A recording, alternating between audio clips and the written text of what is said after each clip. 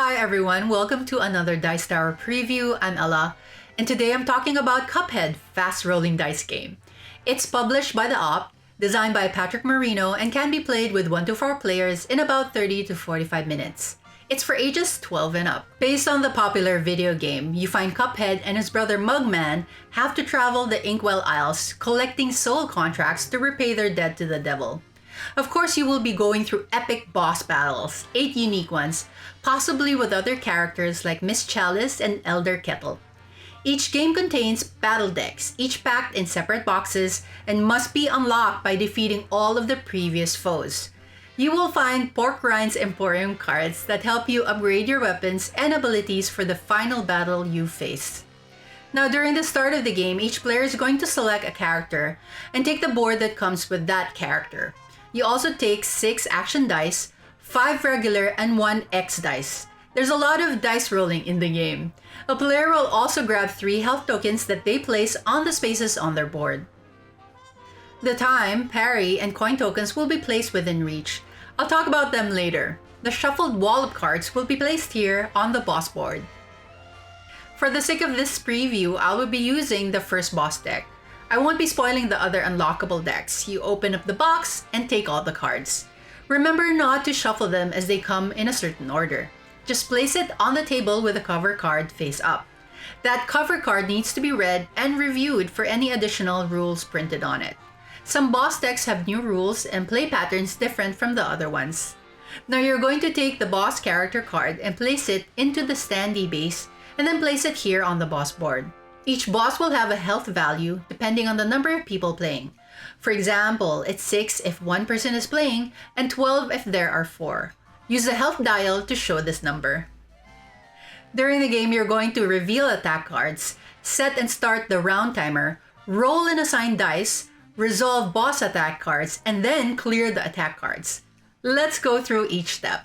First, you reveal the top 3 attack cards of the boss deck and place them on the empty spaces on the boss board. If one of them shows a wallop image, you need to reveal a 4th card. So what's important about these cards is that the icons on them tell you what action you must take to avoid these attacks.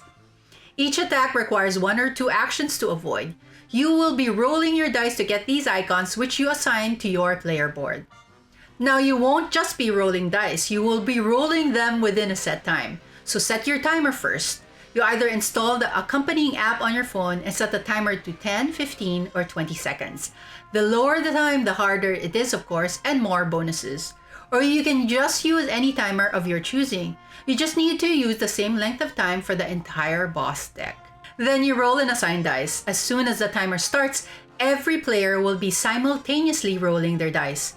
A player may re-roll their dice as frequently as they want and as quickly as they like. But you can only roll and re-roll dice not assigned to your board. After each roll, a player may assign as many dice as they like to their player board. Each pair of dice spaces on the player board corresponds to 1 attack card in play. So if there are only 3 attack cards, the 4th pair of spaces is not used.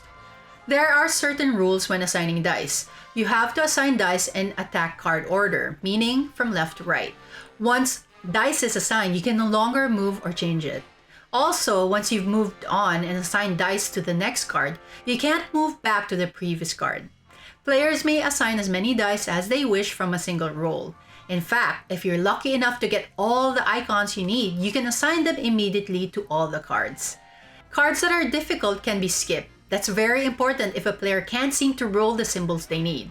So the aim is not only to dodge the attacks, but to harm the boss too. To attack, players need to assign extra dice showing the shoot icon. X attacks are triggered by shooting with the X die and deal more damage. These are abilities on the player board. You start with the pea shooter that does the Mega Blast and can be upgraded. There are cards with the wallop image and the boss does not deal damage if it has the symbol. What a player can do is use this to draw a wallop card. Some wallop cards show dice icons that you can use as replacement for dice. Others restore health or remove time tokens or give parry tokens. Speaking of parry, a parry token can be used to revive another player that has lost all their health and can be used for certain abilities on some Pork Rind Emporium and Super Art cards. When time runs out, all players may assign from their final roll, then proceed to resolve the boss attack cards simultaneously. but still from left to right. If players assign the correct dice, they dodge the attack and don't take any damage. If they didn't, they take 1 damage for that card, no matter how many dice were needed. If the boss hasn't died yet, you then move the current attack cards to a discard pile and play another turn. If a player loses all of their health and can't be revived by a teammate, the game is over and the players lose. You can then play a previous boss or replay the same boss. You start with full health. If the health of the boss gets to 0, it is defeated. You proceed to the next boss card for the next phase, except if you remove the King Dice top card and you see the knockout card, which means that players have completed the final phase of the boss battle and have defeated the boss. You receive coins that you can use in Porkrind's Emporium. You can buy weapons that are unlocked throughout the game. There are super art envelopes in the game that can be opened once you meet the requirements printed on them. You can also buy charms from the Emporium, which can also be equipped and help you not die in the game. And that was a preview of Cuphead, the fast-rolling dice game. Again, I'm Ella. See you next time.